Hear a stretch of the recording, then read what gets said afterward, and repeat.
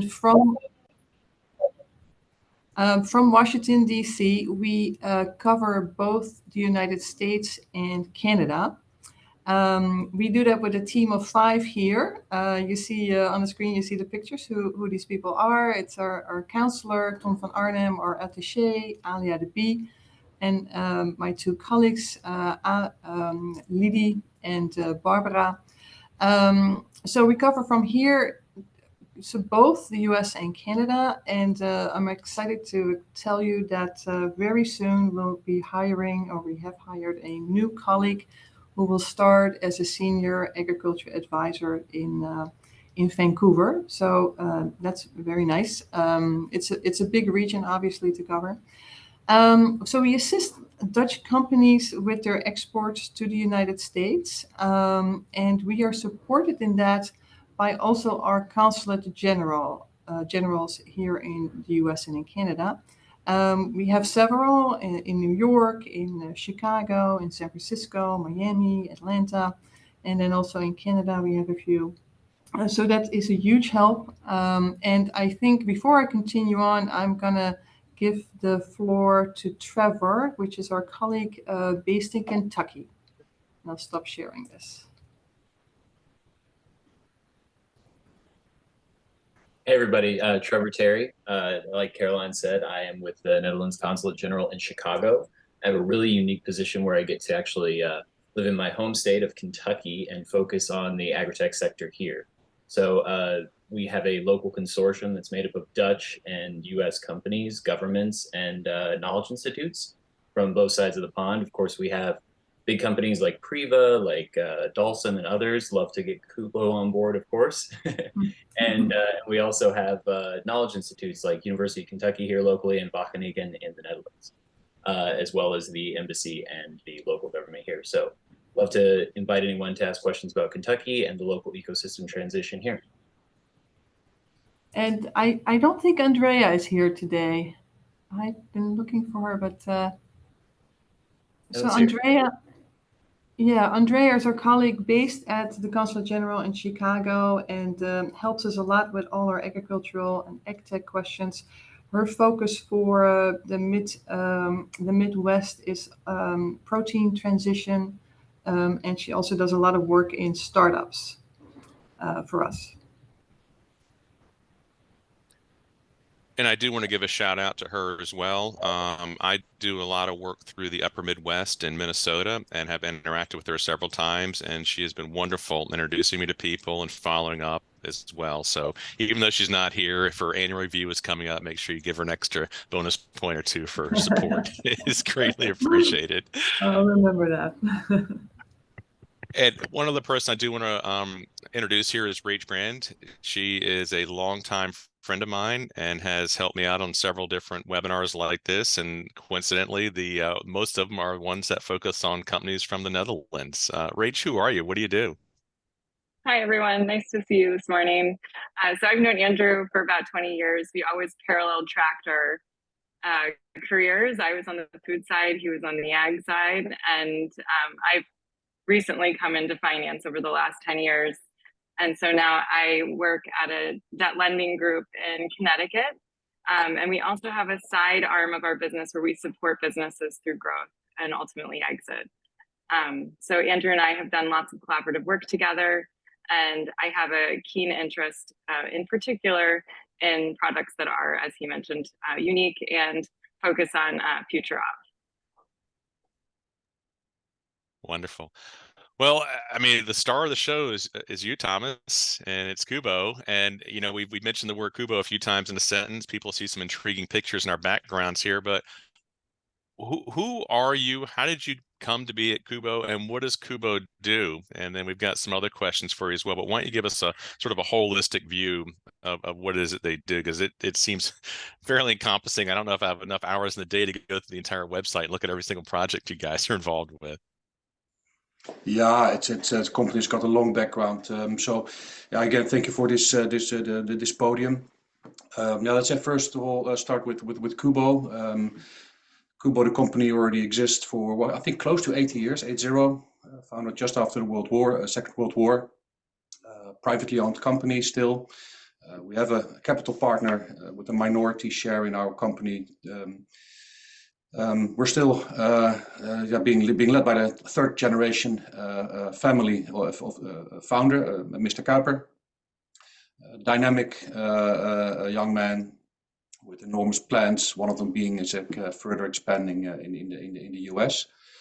So what is it that we do? We design, manufacture, build, and help operate. I think the most complex greenhouse facilities is in the world, and it doesn't. The goal is not to be complex, but they have become complex because of the aim of making the facilities as efficient as possible.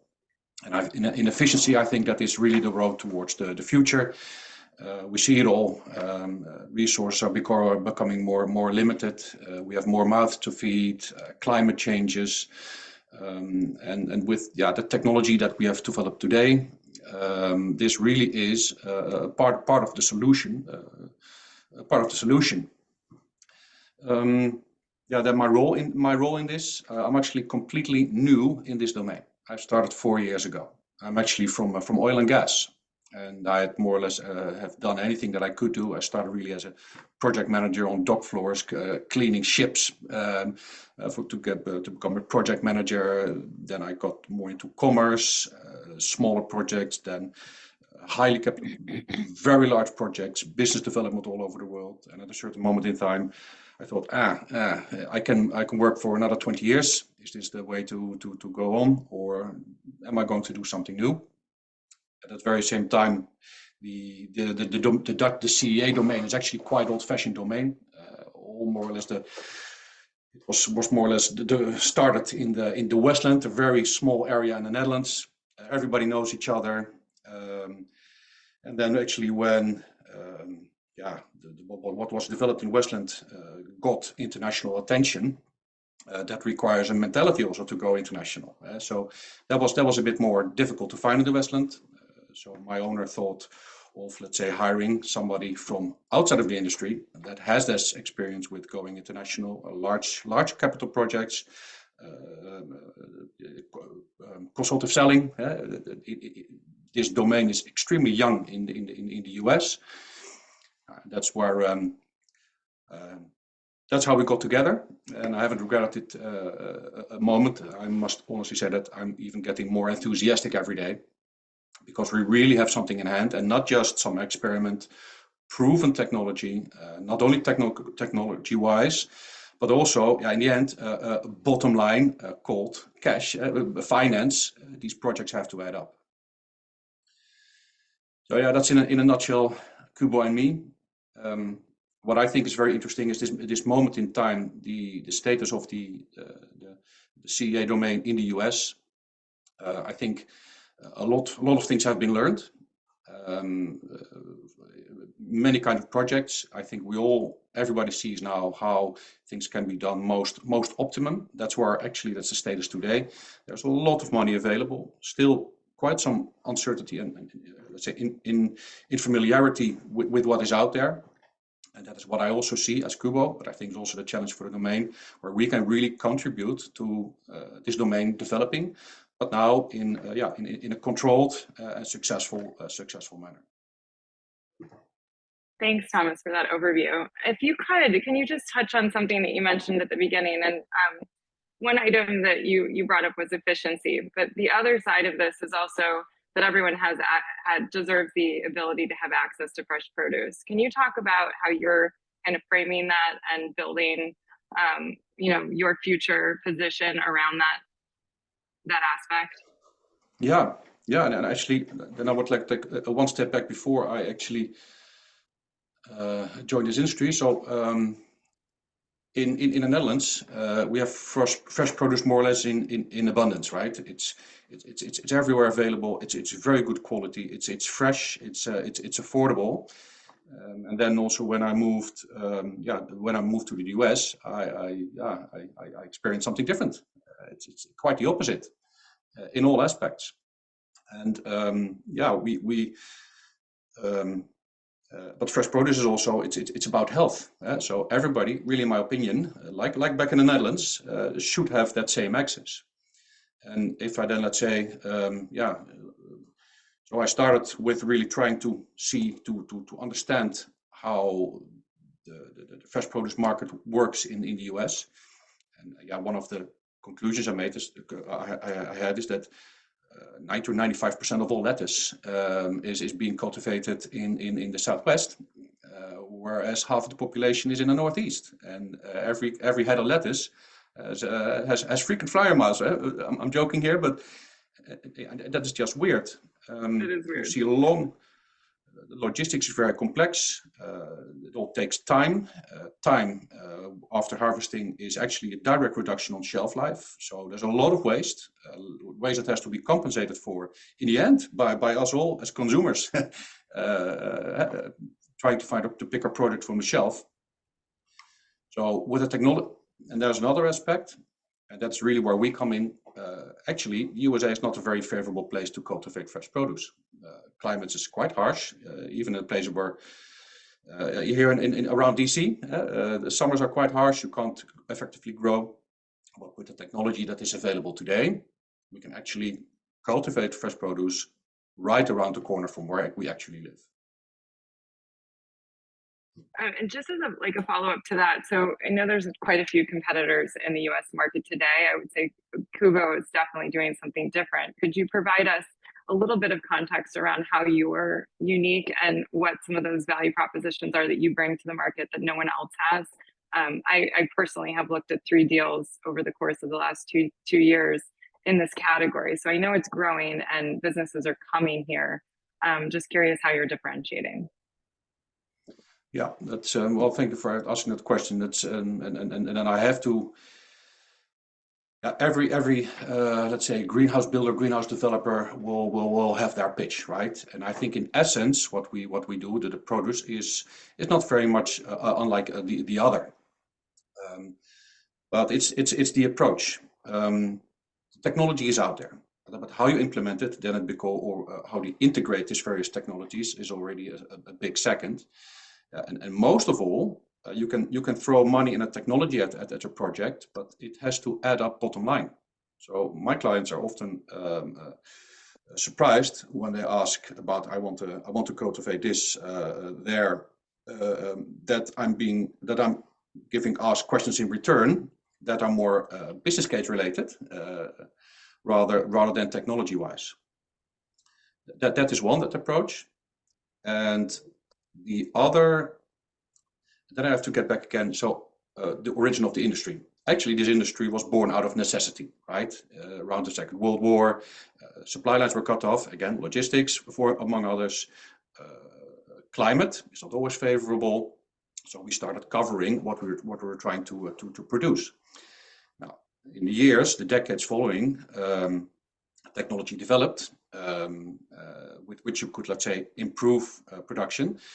But every dollar or any dollar that you spend, that should at least pay you 1.5 back. What I'm trying to say is that in the development in the Netherlands was that every any additional dollar was $1 too much. So the Dutch greenhouse builders have really, and I think the entire domain is really ultimately about efficiency.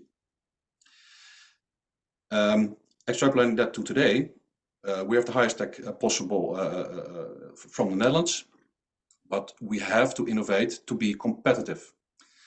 Our owner really has a vision.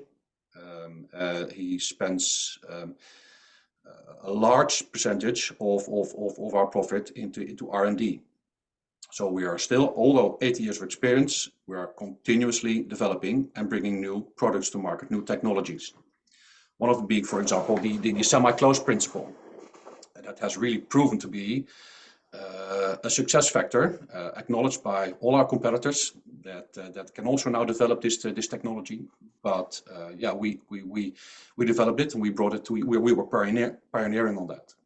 And there's also other developments currently ongoing that we soon hope to publish more information about that will really underline our pioneering spirit and trying to make this entire domain more efficient. Can you unpack that statement you just made? You called it a semi-open. What did you call it? Oh, my apologies. Yeah, a semi-closed. So the traditional Venlo greenhouse, large glass house, and by opening or closing windows, you more or less can influence the level with which you can ventilate within the greenhouse. It makes you very dependent. Semi-closed more or less is short for it's still the same greenhouse, like the one you see in my back. That is a semi-closed, but with forced air ventilation. And then you are in 100% control of ventilation, which the plant needs. That's the smallest nutshell I could. Like a more nutrient-dense product ultimately, or is that does it have any effect on the actual plant growth itself and the quality of the plant? 100%, yes. Our agronomists would say that the plants that we produce, we're bringing them. They're athletes. We try to provide them with the best possible climate, which they can respire, absorb, and that requires an active airflow. And that is I think acknowledged by all the players in this domain. Active airflow is key.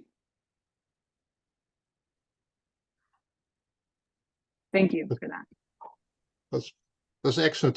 So just to tie into that, you know, if the plants are the athletes and the CEA industry itself is basically the performance coaches and enhancers. What, in your opinion, would it take for the Dutch CEA industry to become successful in America?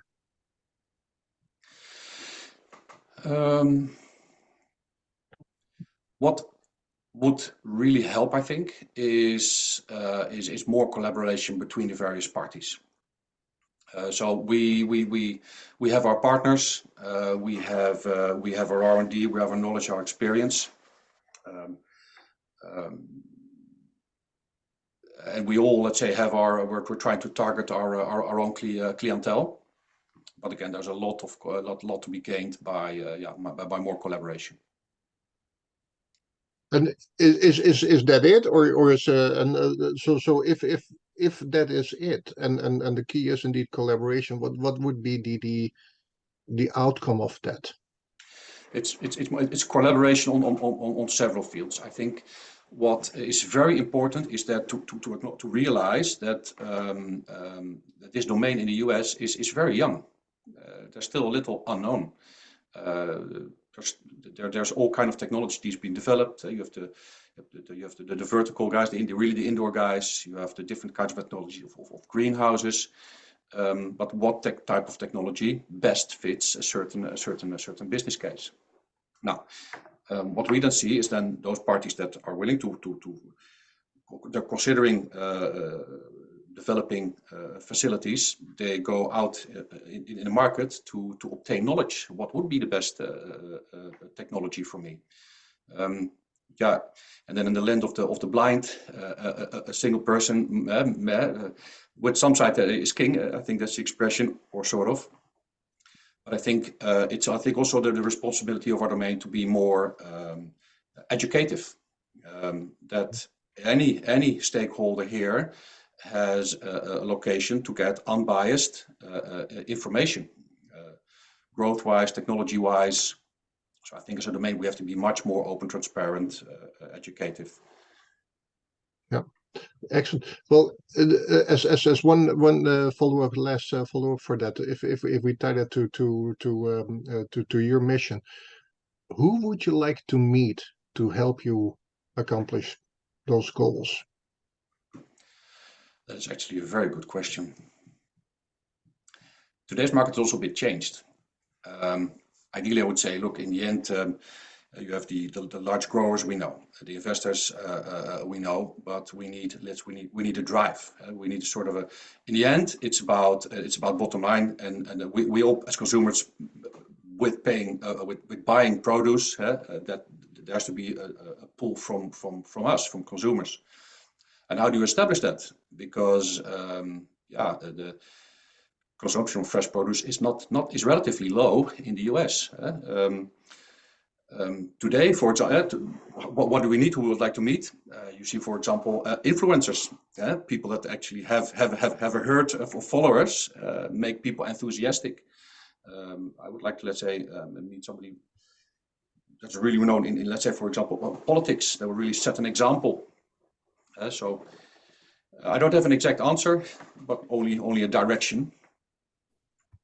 Yeah, thank you. And I do have just a quick clarification there as well, Thomas. You mentioned the technological advances and the innovations that KUBO does. Is that all in-house? Do you have university collaborations? Are there certain collaborators like Cornell in the United States that you work with as well? Of course, we have partners, and of course, with a collaboration place, because in the end, we want to be the best at what we do. But you can't be a specialist on everything. That will be weird. We work with specialist partners. That's we do. We also have collaborations indeed in the Netherlands with universities. Correct. In the US, that is still to be further developed. We would very much rely on, say, could offer, could use the guidance of Caroline and her team, making connections there. But we're all very much open for that.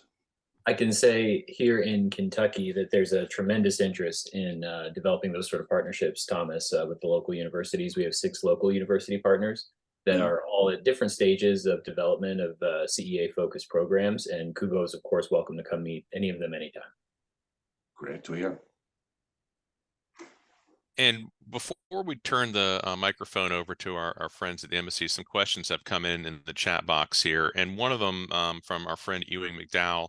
The work that you do and the consulting work you do, is it just for new construction, or do you look at retrofits as well of existing facilities that might be enhanced with your technologies?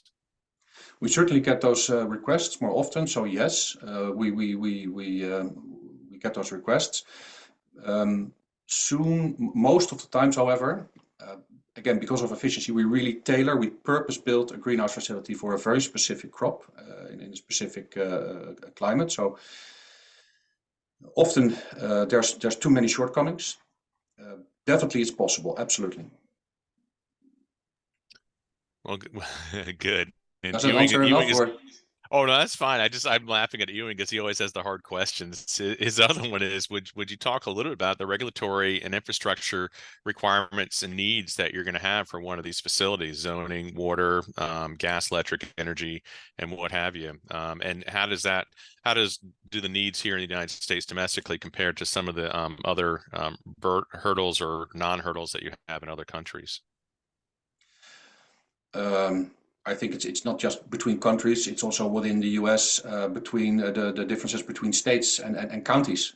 There's huge differences. There's areas where there's hardly any regulations, and there's others where I'm exaggerating here, but it's almost impossible to realize projects, and everything in between. We always build to code in compliance with OSHA, with whatever is there, with fire departments. We always ensure that we work within the state, that we work with parties that know the routes. So that's for us any day business. Any location is unique, and our projects in the end are always in compliance with everything applicable. Oh, yeah. And Rach has a question here, and I'm sorry, I just want to jump in really quick and acknowledge one person. We have Andrew Krennick on the call as well. He is with the Maryland Department of Commerce. He focuses on ensuring that international companies have the softest landing possible in the Maryland area. So in terms of any regulatory issues or zoning issues you have, Andrew has stepped forth, and he will be your firewall and line of fire and to ensure that you have the safest path possible. Very comforting and good to learn. Thanks, Thank you. Yeah, he's not going to thank me after this call, though. Anyway, Rach, I'm sorry. Go ahead. No, I love it. So Thomas, thank you for that. And I know you came from the oil and gas industry where you have lots of stakeholders. So one of the questions that, when we were looking at this from a deal perspective and looking at the unit economics, I guess I would ask, how does this compare to farming, both in the process of development, like the actual build out, the long-term expense, the exposure, and then ultimately the ability to earn based on the products. So that's the first question. But the follow-up is based on the conversation you were having about influencers.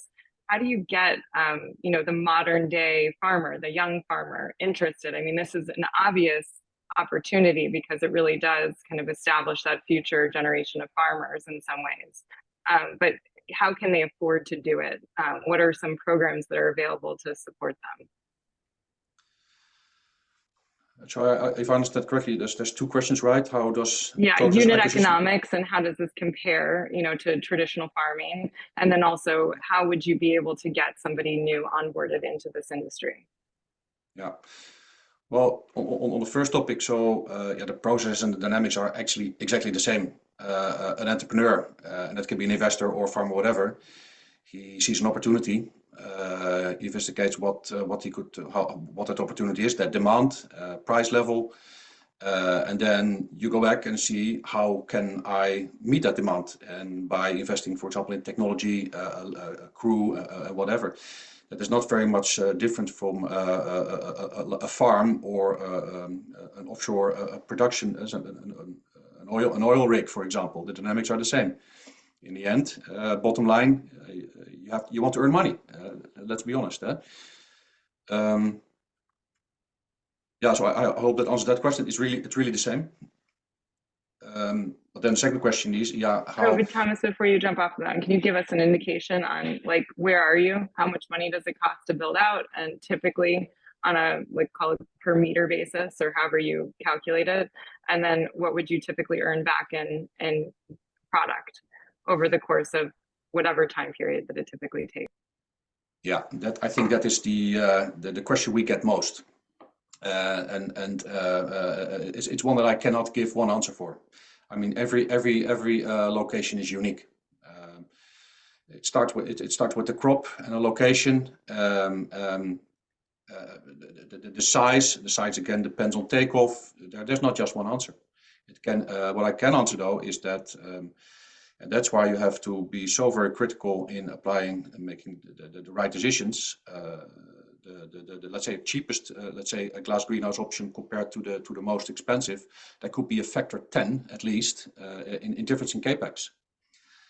That's huge, and so we're working on projects of really well in the 9 digits to the 7 digits, and then everything in between. There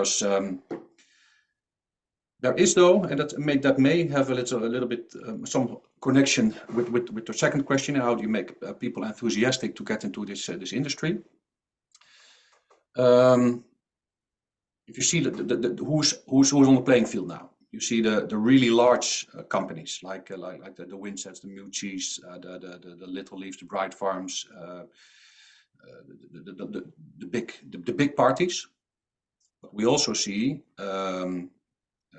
see quite some smaller companies, and we think there's a trend of, let's say, smaller farmers considering to go from open field to indoor. There's different type of people, I think, we need to attract. So from the farmer families, that's obviously a generational follow-up. I think from the very high-end players, with the type of technology that is now being offered to the market, it's less than growers. It's more, people are more becoming operators, let's say, less of a farmer, more of an operator. And that attracts different people. I don't know if the answer yet how to attract them. I think it is also something of the universities in the domain. I don't have an answer yet to how to attract them. I think that's one of the challenges of this domain. I might have an idea for that. I will share it with you after the call. And boy, these questions are rolling in. I thank you guys very much. I'm going to go back a little bit. Trevor, you had a question a while back that's up there a little bit. Why don't you jump in on that one? Then I've got a few others here. Then I'll pass the microphone over to Caroline to talk about the process and procedure for moving companies like this to the United States. Sure, Thomas, in the chat, I was just asking if you could speak on the differences between the collaborative environment in the Netherlands versus the environment here, and sort of the cluster approach that was taken in the Westland area, for instance, that leads to these collaborations, not just between universities and private companies, but between private companies working together to say, pull in CO2 from the port locally there and inject it into the greenhouse, to do shared heating systems with CHP, those sorts of things. I think that's of great interest to folks in the US, especially coming from your background in oil and gas. You understand that, you know, we have to work on climate change, and this is a wholly different field when we can work together as private companies, not as competitors, but as pre-competitors. Yeah, that's very interesting, and I think that's that touches the my comment on us soon being able to broadcast more, let's say, publish more on that particular field. So I think about efficiency, that is where we see the future. Indeed, energy is becoming more expensive, so but a lot of energy is being wasted. So exactly what you said, waste heat. With waste heat, we can, with our technology, with a very low grade heat, we can heat our greenhouse, which is not possible with the traditional ones. If you have sufficient heat, you can even, let's say, there's technology available to turn it into cold, to cooling capacity. That's also out there. And CO2, definitely, there's many industries struggling with CO2 surplus, and our plants need it. Now, just a tip of the veil, with our technology today, we are even already able today to offer carbon negative greenhouse facilities. That's what we can do already today. So the technology is not the bottleneck, it's about the willingness to combine them. So we see that the future is more in a sort of circular technology. Nothing can go to waste. We have done those projects already, also here in the US. But the mindset is not here in the various industries that should actually then collaborate. So that needs to grow. Part of us, my mission is to make known that these combinations are possible, or not us as a domain, but then also that's where we can contribute. Thomas, I missed a question that was in there from Andrew Krennick, our wonderful representative here in the state of Maryland from the Department of Commerce, and he was curious about small-scale urban agriculture applications and what your role is in that. And then, as a semi-follow-along question, Ewing asked, are there any of your facilities in the Mid-Atlantic that we might be able to see as examples of your craftsmanship?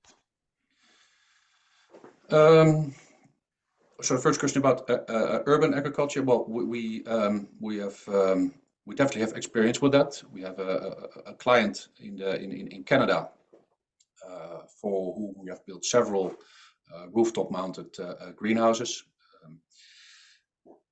and that is that's already possible. We've done it. In all honesty, I think if you really look forward to the future, a solution will really be more hybrid. You cannot have sufficient growing capacity in a city to supply a city. It's impossible. It will always. We think that there will also be a collaboration with nearby field growing, nearby a greenhouse growing. So we think it will be a hybrid. But it is already done. And then I forgot actually about the second question. Sorry, Andrew. Well, are there any facilities in the Mid-Atlantic that have your fingerprints on them that we might be able to drive by and look at and admire the craftsmanship of? Yeah, and then apologize for me being very Dutch, but Mid-Atlantic, how do you find that? Define that? Where's that? That's fine. I'm sorry, my apologies. Kind of New Jersey down through Virginia, this sort of circular area around the Chesapeake Bay. Not so many. No. This is really when you see it for fresh produce. We have some kettles on the stove, let's say, but not anything materializing right here. We're at this very moment we have a project in development in Illinois, Texas, Georgia, but not too many here yet. That's work in progress. Well, hopefully the folks in the call here and their networks can help you out with something like that. And our friend Ewing, of course, is just filled with questions. He has another one here as well. In this area, we're known for mushroom production, especially just north of us. Have you seen any of these CEA facilities doing dual purpose for both plants and mycelium? It's a good one. I would need somebody from my more experienced colleagues having to answer that question. I can't give you. It seems that no, I can't answer that.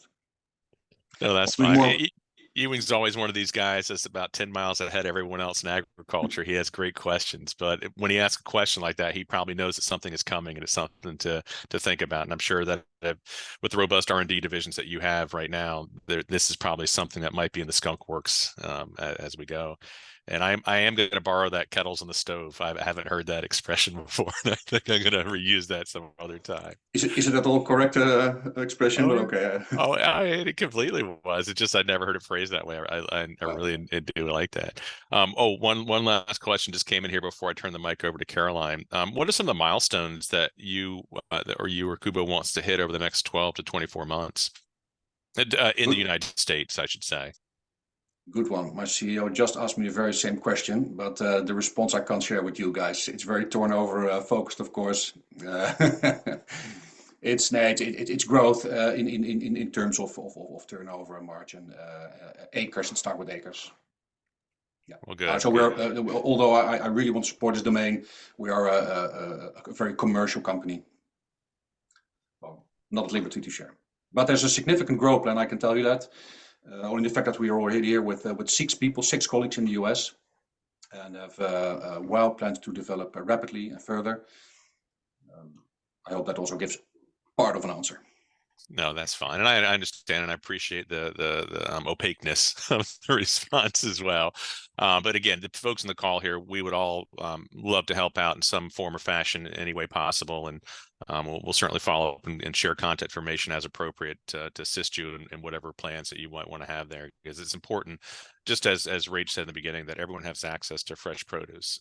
The food is the preventive medicine part of this equation, and when you described early on that in the Netherlands, you have access to the highest quality fresh produce at all times. That for me, it's just, I've got it out in my garden, but right now it's just collard greens and green tomatoes. There's not a whole lot of choice right there. So I appreciate that.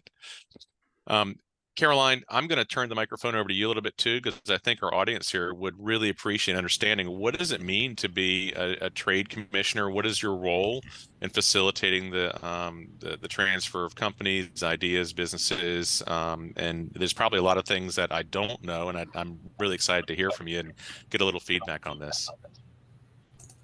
Yeah, sure. Thank you. I'm going to share my PowerPoint again. Starting where I left off.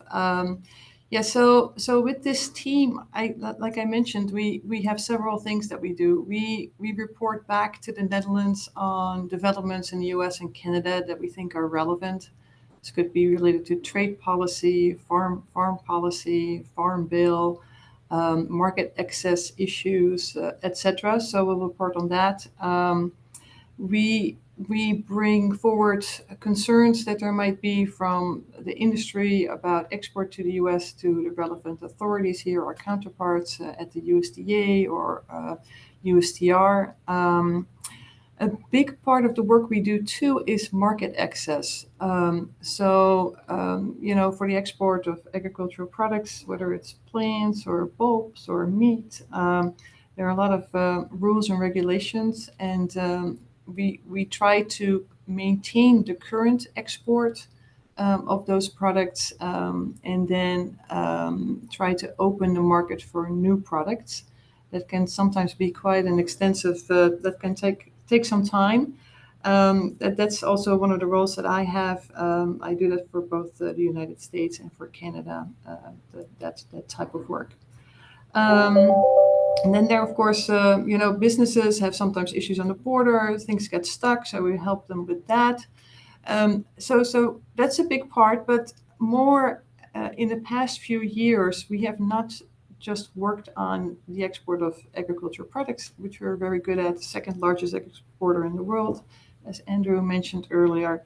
But we're also looking more to promote cooperation in sustainable food systems.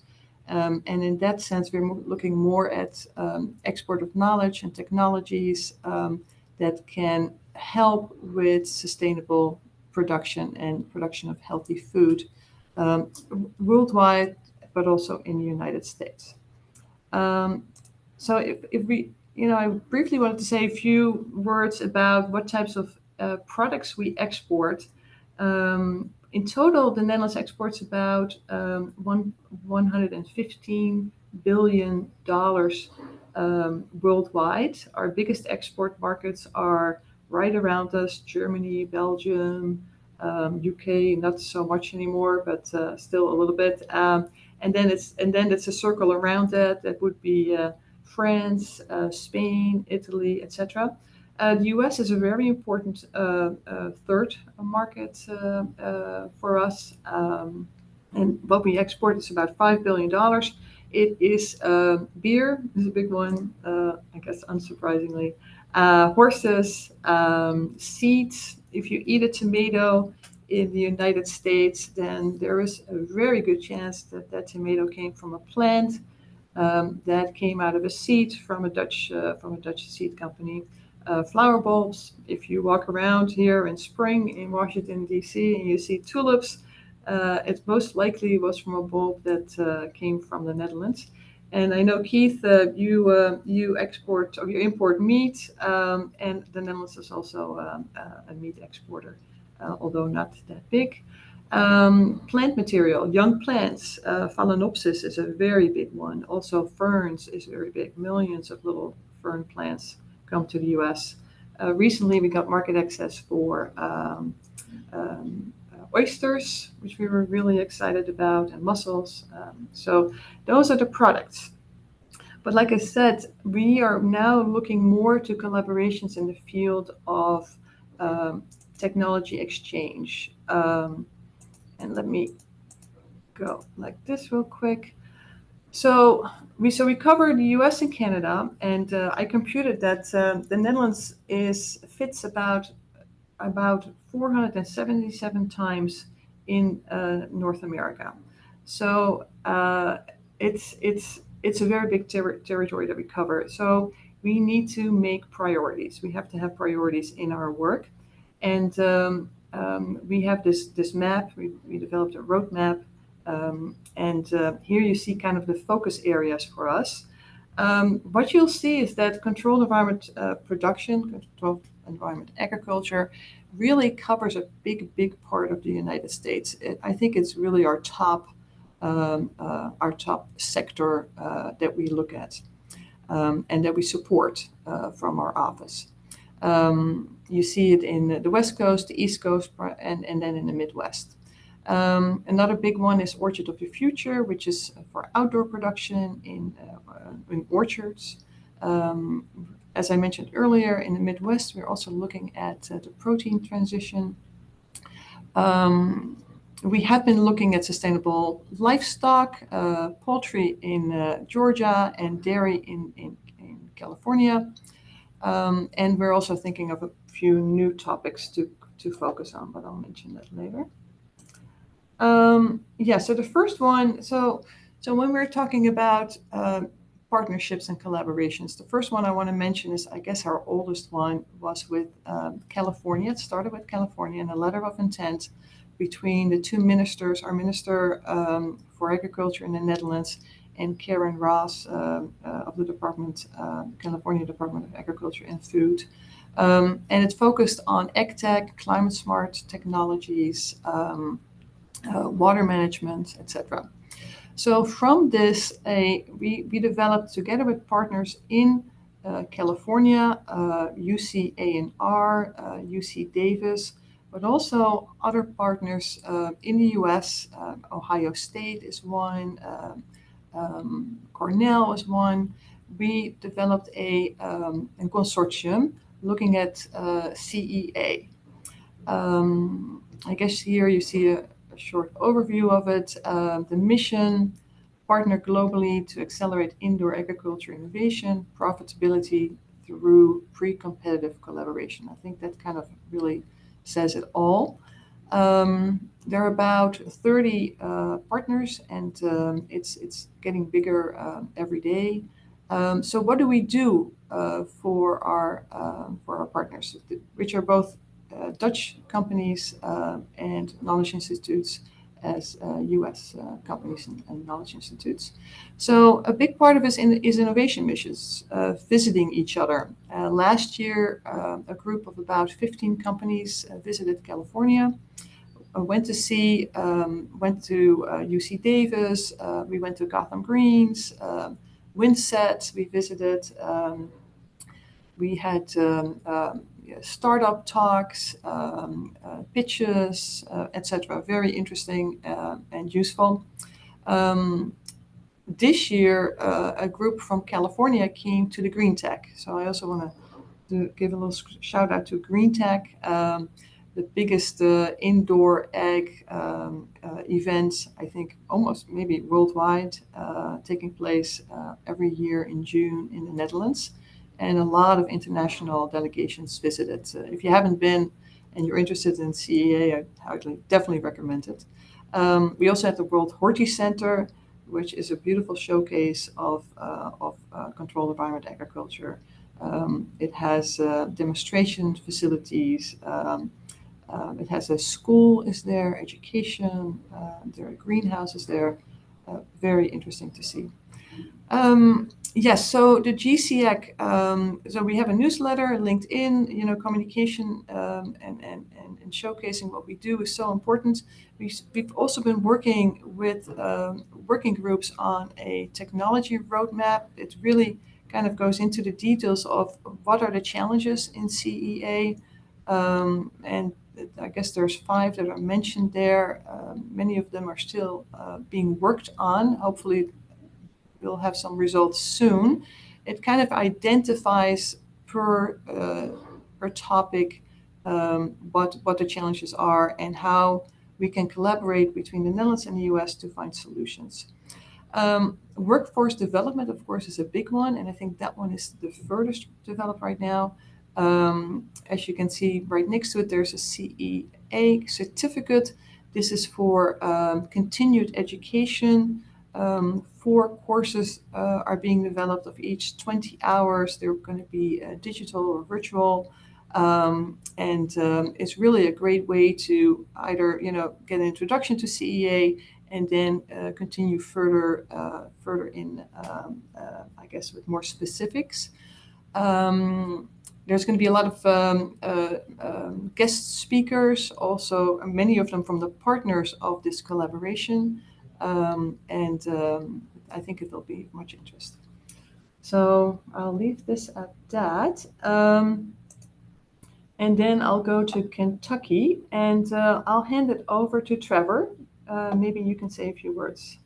Yeah, absolutely. And I'll be quick. So I mentioned earlier that we have a local consortium here in Kentucky that is kind of born out of the ambition of one local company that's now transitioning again here. We're actually really excited about that transition locally of the company App Harvest to some new ownership and got some Dutch expertise in some of those fields. So over the last 3 years since this collaboration has kind of come out of from the governor's office as well as the embassy and all of these partners coming together in terms of private companies and expertise from the knowledge institutions, we've gone from 40 acres of glass greenhouse in Kentucky to 234.6 was my calculation yesterday on the back of a napkin. If you include all of the smallholders, the people in, your classic 30 by 90 greenhouse that Thomas mentioned that are going into that more, I guess, transition piece from open field to a controlled environment, or at least a semi-enclosed environment, we can include 979 of those small growers here for an additional 60 acres. And what we're really trying to do as a consortium is to bring all those folks together, bring them to the table, bring the Dutch technology, the Dutch expertise, and really the expertise in policy and how they come together as a group to solve some of those pre-competitive barriers to success. And like I said, right now we have 32 member organizations. Those include everyone from your big players in the technology and the building space in the Netherlands to small single people in Kentucky who are working to make a difference in terms of education and outreach into the school systems here. So really excited for anybody who wants to be involved locally. Of course, happy to make connections with Dutch companies and any, winking at you, Thomas, trying to get you to give me a call at some point soon. Love that. Trevor, if you. there's any way that we can help, support or stimulate, even just with our networks and passing out opportunities or ideas that you have, just send it on over. And same to you, Caroline. Any way that we can help. Thank you. Thank you. Great. Yeah, I have one last slide that I would like to show, if that's okay. And then I'll stop sharing. So I think what is also important to realize that it's not only a work on controlled environment agriculture that we do in partnerships with stakeholders here in the United States. Another good example of such a partnership and coalition is work on the Orchards of the Future. This is with Washington State and with Oregon. The Washington State Tree Fruit Research Commission is I guess the driver on the West Coast side for this. Also about 30 consortium members here, and this really focuses on outdoor innovations in the orchard. And it becomes really specific. It really is new startups or somewhat more established companies that come to Washington State from the Netherlands, that come to Washington State and try out their new technologies using, under the local circumstances at local growers. And we call these bilateral innovation collaborations. And I've mentioned a few here, for instance, full automatic homogeneous blossom thinning and yield regulation, automated spraying of fruit orchards, handheld sensors, etc.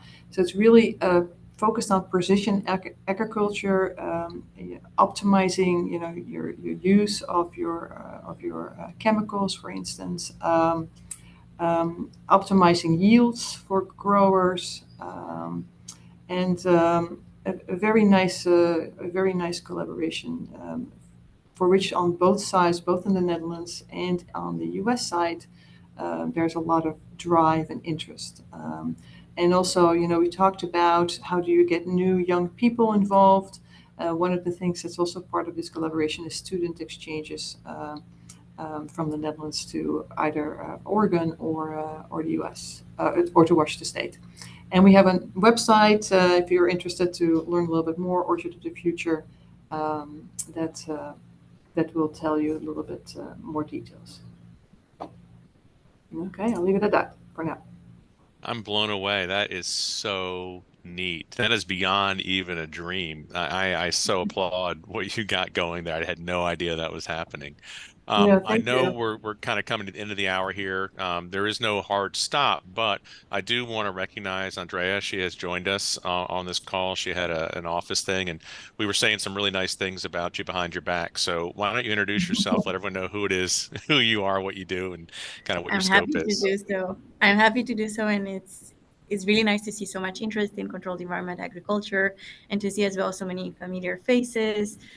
Again, so much interest. My name is Andrea Botta. I'm a senior economic policy officer. I'm based in Chicago. I work for the Consulate General of the Netherlands in Chicago, so I work closely with Caroline and with Trevor. I do focus on agriculture, food, water tech, and startups. So a lot of my work is kind of at the Venn diagram of this interest. So of course, controlled environment agriculture is there, alternative proteins, like it's been mentioned by Caroline previously, and a lot of like really interesting projects in general. Well, that's good. That was probably too brief. I think you're a little bit too humble. I do appreciate all the support and help that you've given me over the years. And as you know, I'm a big fan of alternative protein. So if this discussion ever turns to insects and the micro livestock sector, I'm going to be pulling into those calls as well. Be happy. I'll be happy. Good. So I did record this. I have not decided yet whether to make that recording public or just share it amongst ourselves. I don't think there was any proprietary data that was given here. I think Thomas was very shaded in some of his responses, and appropriately so. But we do want to support and help you. That wasn't gratuitous. Everyone on this call in our networks want to see the Netherlands succeed. We want to see this technology deployed as abundantly as possible in the United States. And I think it's crucial, just as we led with, that everyone has access to fresh produce. I mean, that should be the mantra that drives a lot of our political decision making, our academic curriculums, as well as our commercial enterprises that we have on the ground here. I will make folks, our friends from the embassy, as well as Thomas's contact information available should you have follow-up questions. And I do appreciate this. Thank you so much for everybody for getting up wherever you are. Thank you for getting up early if you got up earlier. Thank you for staying up late if you're in the Netherlands. And I do appreciate this. So Caroline and team, thank you. And Thomas, thank you very much. Thank you too, Andrew. Yeah, thank you all. Thank you, Andrew. This was fascinating. I really appreciate it. My pleasure. All right, guys. Well, listen, enjoy your day, and we'll follow up. Thank you. Thank you. Thank you all. Have a good day. Thank you. Thank you.